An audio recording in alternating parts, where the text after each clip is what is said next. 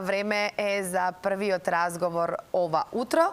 Јас ви кажав и на почетокот на првата најава дека ќе имаме една навистина интересна тема, а вие кои што сте наши редовни гледачи, наша редовна публика, знаете дека петоците овој прв термин се резервирани за гости, доктори од клиничката болница Аџи Бадем Систина. Ова утро ни е на гости доктор Оливера Груевска, специјалист педијатар од клиничката болница Аџи Бадем Систина, со која што ќе зборуваме на една навистина интересна, ама верувајте и многу корисна тема, а тоа е вистини и заблуди од педијатриска пракса.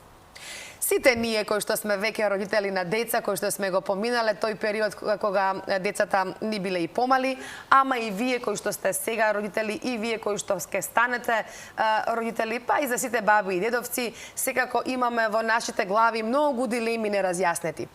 Сега, прво да си ја поздравам гостинката, доктор Оливера, добро ви утро. Ви благодарам што одвоивте вака време да бидете наша гостинка ова утро. Кажав дека ќе зборуваме на една интересна тема, а тоа е околу вистини и заблуди од вашата педијатриска пракса. Како млади родители, првите симптоми кога ќе дојдат кај новороденчето или кај детенцето, нели понатаму во возраста, покачена температура, течење на носе, подкашлување. Сега, она што некако стана, ајде да кажам, тренд во наводници, е веднаш да се оди да се вади крвна слика, бриз, да се прави ЦРП. Она што сакам да го објасните на нашите гледачи, на нашата публика, е тоа кога има оправданост сето ова. Значи, кога да се прави лабораторија, а кога може да си помине само така, само симптоматски да се третира болеста. Најпрво, добро утро, Ирина, и ви благодарам за поканата. Како што веќе кажавте, мислам дека предизвик на секој родител е првата инфекција, тоест првите знаци за болест кај нивното дете. Секој родител се соочил со тој момент, секој родител имал за прв пат кај своето детенце покачена телесна температура и во таа ситуација веќе се склучени сите аларми и почнува точно паниката.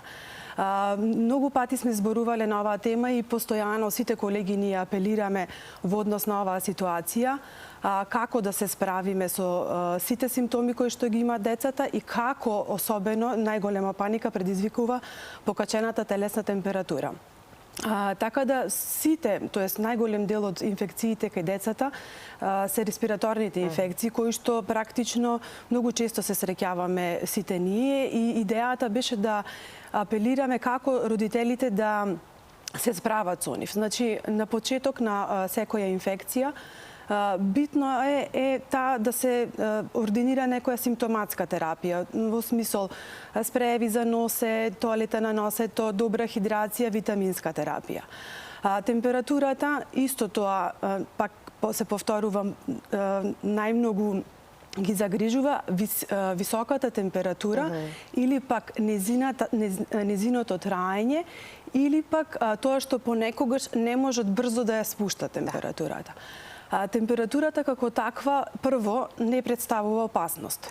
Второ, таа е практично знак дека организмот се бори со инфекцијата.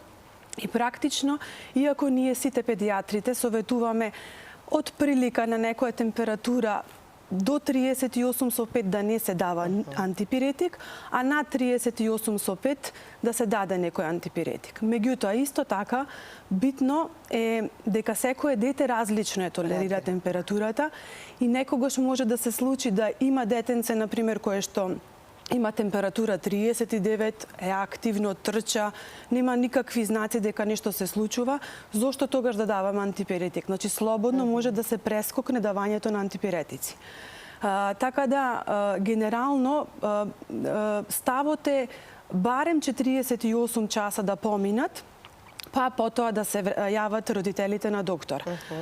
Генерално... Околу крвната слика и сите тие лабораториски испитувања? Да, тоа е доста добра тема. Бидејќи одма се некако... Сега, мислам дека генерално постои некоја, ја се шалам, епидемија на земање на микробиолошки анализи и лабораториски анализи. тие доста ни помагаат и ние педиатрите и мислам секој доктор тоа го практикува, меѓутоа не одма. Се знае кога. Не во одма, особено не на своја иницијатива. Прво ги изложуваме децата на непотребен стрес, бидејќи ако доколку рано земиме крвна слика и ЦРП, тоа нема ништо да ни покаже и повторно по неколку дена ќе треба да ги повториме анализите. Ние апсолутно немаме никаков проблем, можеби родителите некогаш погрешно не разбираат. Меѓутоа, зошто? Значи, ништо не ни покажува тоа и треба да го следиме правилото watch and wait. Значи, да се посети педијатарот, да се прегледа детенцето, па да процениме ние дали и во кој правец оди нештото, па доколку има индикација да пристапиме кон некои лабораториски анализи. Меѓу другите микробиолошки анализи кои што се доста тренд и популарни периодов, се брисот од нос и грло. И ЦРП-то. Мислам дека со микробиолошките анализи, тоест и фамата која што секогаш, многу често родителите практично во амбуланта доаѓаат, имаме бактерија во носот, претходно таа бактерија се спушти на градите, претходно нашето детенце беше лошо заради таа бактерија и веќе ги именуваат сите познати бактерии кои што се во носот. Веќе станавме доктори, така? Нас не, пак ја апострофирам, нас тоа не афектира, меѓутоа ни е жал практично што премногу се оптоваруваат родителите и тоа навистина ствара непотребен страф и паника. Се читаат по социјални медиуми, совети, кој како и слично. Идејата и тоа што сакав денеска да го кажам е дека носот е филтер, дека во носот секогаш има бактерии кои што ние не ги третираме. Значи, тие се нормална флора во носот и апсолутно не захтева никакво лекување на тие бактерии во носот. Доколку нема симптоми, така? Апсолутно да. Второ, постојат некогаш, например, таа стрептококата пнеумонија, која што ја некако исто таа најмногу се плашат луѓето. Дека пнеумонија па предизвикува пнеумонија кај децата, Во некои случаеви кога детето има пневмонија, ние секако нештото ќе го лекуваме со било терапија антибиотска преку уста или венски. Меѓутоа, тоа е заради наодот, заради самата бронхопневмонија, а не толку колку што изолатите што ги гледаме во носот. Втора работа, исто така, брисот од грло. Значи, брисот од грло потребно е да се земе кога имаме потреба, тоест кога имаме клинички знаци дека детето има некоја гнојна ангина практично. Значи, гнојната ангина е предизвикана од бета-хемолитичкиот стрептокок и тогаш, доколку ние се посомневаме дека детето има гнојна ангина, потребно е да земиме брис од грло. Меѓутоа, тоа исто така не е секогаш. Во пракса ние педиатрите често се користиме некои центорови критериуми кои што практично треба да исполнуваат неколку тие критериуми како би посегнале по брис од грло, бидејќи исто така најголем дел од говорно-респираторните инфекции, тоест воспаленијата на грлото се вирусни. Нема апсолутно потреба нити за брис, нити пак за употреба на антибиотици. Така да доколку имаме ние клиничко сомневање, ние секако ќе индицираме брис од нос и грло. Така да... Значи, сепак да се остави 48 часа, ако убаво ве разбрав, текот на болеста да си земе свој замав, бидејќи сега некако овие вируси во последно време, сите кажуваат дека траат малку подолго, нели? Не е како порано 2, 3, 4, 5 дена, пак ни помине, туку овие сега некако и по недела дена и по 2. Често пати знае да се направи компликација, нели, од болеста, која што кога може да се спушти, како што кажавте, да се има наод на гради, да премине тоа во бронхит и тогаш можеби, како да кажам, се криви можеби докторите, педиатрите, меѓутоа треба да разбереме дека текот на болеста е таков, а не дека нешто сме пропуштиле при лекувањето, доколку нели веднаш после еден ден, два се јавиме на доктор и сето тоа не е под контрола на педијатар, така? Апсолутно точно. Еве пак сега ќе се надоврзам до скоро, например, имавме доста дечиња кои што имаа грип, сега за среќа тој период помина. Така. И карактеристика на тој грипот беше што на таа инфлуенца А и Б, што децата знаеат да имаат температура и до 10 денови. И сега ние некако ќе успевавме, значи секако во тие 10 дена со температура, ние ги следиме пациентите. Меѓутоа многу родители доаѓаат и викаат еве сега 6 дена има температура, на 7-миот обавезно антибиотик мора да се даде, веќе ова не поминува и слично. И ќе се даде антибиотик на 7-ми ден и ќе кажеме еве од антибиотикот помина. Тоа е текот на болест. Точно така. И сега некои родители имаат стварно искуство да нивното дете после 7 дена добило бронхит или добило пневмонија. Тоа не е резултат на погрешно лекување.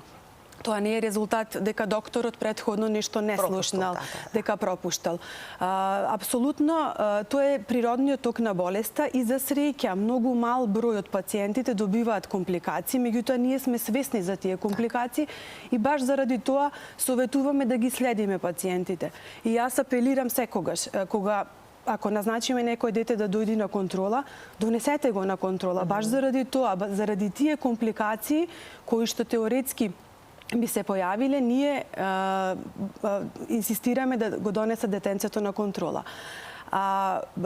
Тука ќе се надоврзам на тоа и дека антибиотиците не ги превенираат компликациите. Често најголемиот проблем периодов не е употребата на антибиотици, тоест нерационалното користење на антибиотици, за кои што многу пати сме разговарале. Да, и стануваме како нација резистентни веќе на антибиотици. Апсолутно, тоа е буквално проблематика која што треба сите да не загрижи, а кој што ние, особено педиатрите, апсолутно секојдневно макотрпно се бориме да минимализираме употребата на антибиотици во секојдневната пракса.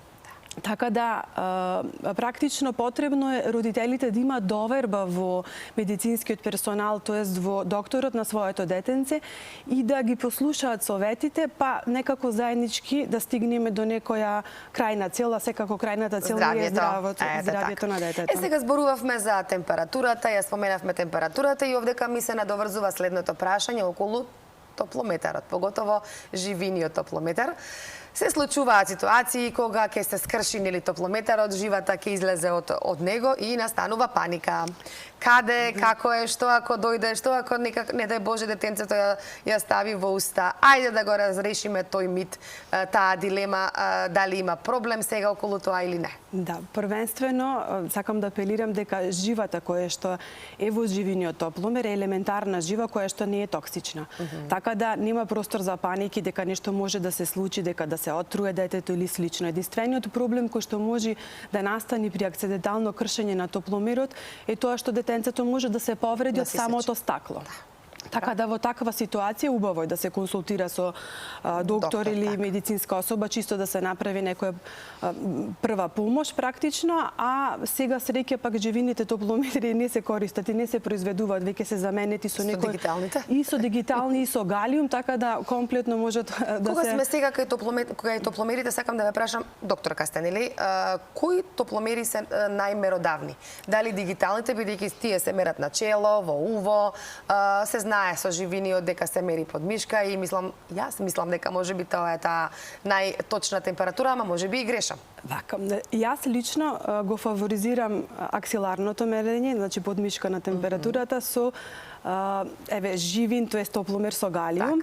Не дека дигиталните топломери не се исправни, меѓутоа се уште немаме тука јасен консензус и се уште различни литератури и ставови има на доктори кои што сите фаворизираме некој друг метод. Така да на ова прашање малку би останала индиферентна. Сепак секој со своето искуство, претпоставувам. Така.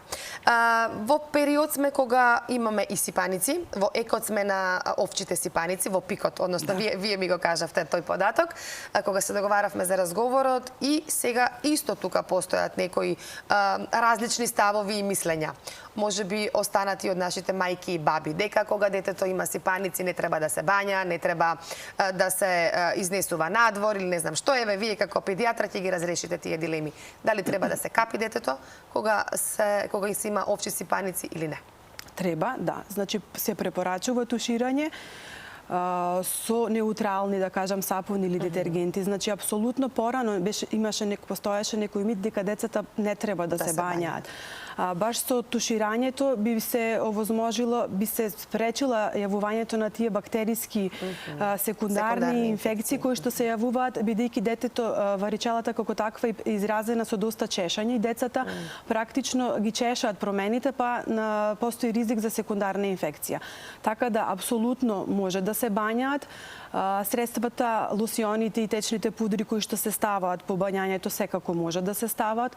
Доколку детето има чешање, може да се даде и некој антихистаминик и се она што претходно сме го советувале во смисла, ако има температура да се дадат антипиретици, многу течности, добра хидрација и одмор. Мирувањето и витаминската терапија се најбитни за таа состојба. Секако и во, пак ќе кажам, во одредени ситуации постојат индикации и за давање на антивирусни лекови и за се јавуваат и некои компликации од варичелата, меѓутоа пак ќе повторам, тоа оставете ни го на нас, тоа се случува ретко, така да ако имате потреба, се јавувате на доктор, тоа најчесто го решавам и со колегите инфектолози.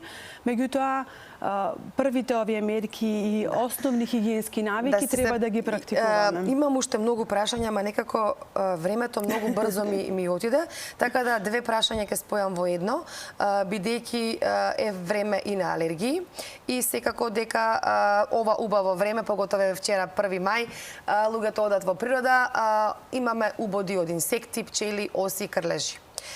Околу алергиите накусо ќе ве молам кога да се прават алерготестови, кога е потребно, и околу овие убоди од инсекти и крлежи како да се третираат и кога да се јавиме на доктор.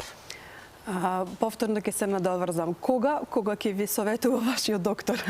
За алерготестовите, така. Во праксата често се случува да пациентите имаат некоја подолготрајна кашлица, а практично тоа и се случува во периодот на зимските месеци, особено кај помалите деца кои што одат во колектив и навистина децата почесто имаат кашлица, течење на носето, кои што траат, тие не траат подолго, меѓутоа во очите на родителот тие мислат дека се случува нешто многу озбилно. И некогаш, пошто се советуваме нели сите со пријатели, родни или луѓе кои што имаат слични, да, и тоа исто се случува и многу често доаѓаат родителите во наша пракса. Ќе ве молам да се тестират на алергија, ќе ве молам истото, анализите, нели сето тоа, постојат индикации. Значи, постојат индикации кои што се не се неопходни, значи алерголошките тестови не се неопходни кај некои деца кои што имаат хронична кашлица, кај некои деца кои што имаат подолготрајно течење на носот, значи или пак тие симптоми се јавуваат сезонски, сега кога е периодот на алергии, или пак некои деца кои што имаат често бронхообструкции, тоест тие свиркања во градите, тешко дишење, или пак имаат некои ризик фактори, или имаат некој фамилиарно оптоварување. Меѓутоа, пак ќе потенцирам, оставете го вашиот педијатар да ви каже дали има, бидејќи во секој случаеви постојат исклучоци и ние некогаш правиме некои модификации, меѓутоа врз основа на некој анамнестички податок.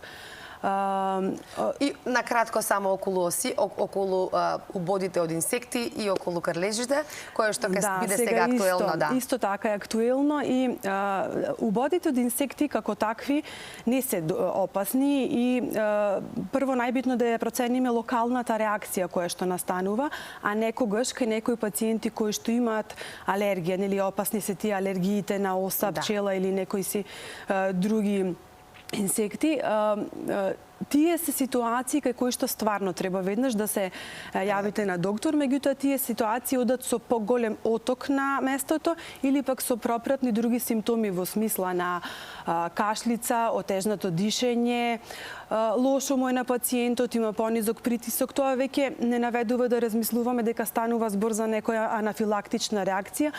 Тие ситуации захтеваат навистина одма да се јават на доктор. Меѓутоа сега исто така се преплетуваат и осипните вирусни, осипите кои се од вирусна етиологија, кои што се комплетно бенигни, кои што не захтеваат воопшто ништо да се користи. Значи, чак нема ни потреба ништо да се мачка, ништо да се ординира, него само треба да се почека. Така да парадоксот помеѓу двете овие текот на болеста, така да си го направи свој. Верувам дека родителите некогаш во овие ситуации исто често доаѓаат кај нас за секој осип бидејќи имаат страв дека детето ќе се угуши од тие акутни ортикарии. Често многу доаѓаат и ни бараат кортикостероиди. Ве молам, дајте ни, оти ми е страв, на комшивката детето се осипа, не можеше да дише и слично. употребата повторно на кортикостероидите треба да биде строго резервирана. Значи, ние не можеме да даваме кортикостероиди за се, значи за било кој осип кој што е од вирусна етиологија. Некогаш на вистина и нам ни е тешко да направиме дистинкција за каков осип станува збор, меѓутоа повторно ќе кажам, одлуката треба да биде наша, ние меѓу себе секогаш ќе се консултираме за некои ситуации кои што не се јасни. А идејата ми беше да објаснам само кога родителот да се јави во која ситуација побрзо на доктор. И сега се актуелни уште ова да само на кратко ве молам, бидејќи веќе времето. Крлежите, значи само апелирам родителите да кога престојуваат во природа, да го мачкат или прскат детето со репеленти и кога ќе се вратат дома, само да направат една проверка. Ако видат нешто чудно во кожата, некој црно, мало, закачено во некој дел, во таква ситуација да се јават во првата здравствена установа, да се провери дали е тоа навистина крлеж и ако е крлеж да се направи да негово се извади вадење. стручно. Така. Доктор Оливера, ви благодарам многу за вашето гостување ова утро. Имавме навистина интересен разговор. Ја имам навистина уште многу прашања. Верувам дека бевме интересни и навистина корисни за нашите гледачи, ама ќе има повторно можност да ни бидете гостинка ова утро. Сега ќе ве ослободиме да се вратите на своите обврски кај дечињата, тамо каде што и припаѓате. Ви благодарам од срце уште еднаш.